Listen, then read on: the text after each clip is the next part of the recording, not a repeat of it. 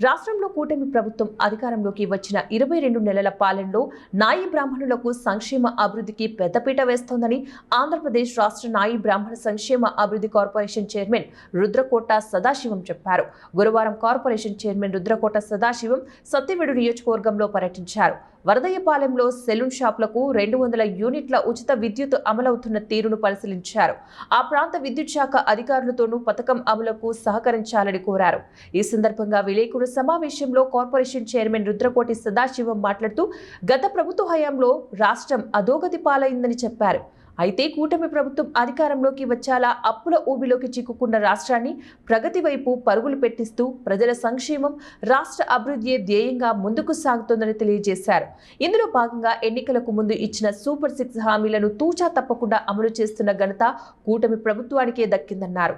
Super 6 పథకాల అమలుపై ప్రజలు సైతం సంతృప్తిగా ఉన్నారని వెల్లడించారు. 2026-27 బడ్జెట్లో బీసీలకు అధిక ప్రాధాన్యత ఇస్తూ నిధులు కేటాయించడం జరిగిందని తెలియజేశారు. గత బడ్జెట్లో కన్నా ఈ ఏడాది నిధుల శాతం పెంచడం హర్షణీయమన్నారు. వీటిని చూసి ఓర్వలేకే వైసీపీ నేతలు అసత్యాలను ప్రచారం చేస్తూ తమ పబ్బం గడుపుకోవాలని చూస్తున్నారని విమర్శించారు.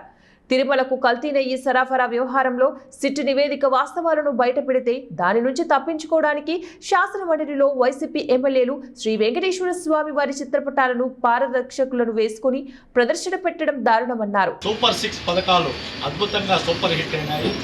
ఈరోజు దేశంలో ఎక్కడా లేని విధంగా ప్రతి నెల ఎన్టీఆర్ భరోసా సామాజిక పెన్షన్లు 4,000, 6,000, 10,000, 15,000 సుమారు నెలకు 3,000 కోట్ల రూపాయలు, సంవత్సరానికి 36,000 కోట్ల రూపాయలు ఈరోజు నిరుపేదల సేవలో కూటమి ప్రభుత్వం ఉంది.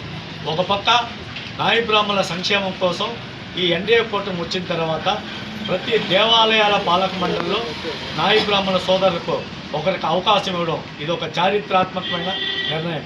అదేవిధంగా ఎండోమెంట్ దేవాలయాలు 6Aకి సంబంధించి 44 దేవాలయాల్లో ఈరోజు నాయి బ్రాహ్మణులకు 20,000 నుంచి 25,000కు గౌరవ వేతనం పెంచడం, అత్యాధునికమైన పనిముట్లు, నాణ్యమైన పనిముట్లు ఇచ్చి ఆ వృత్తులను ప్రోత్సహించడానికి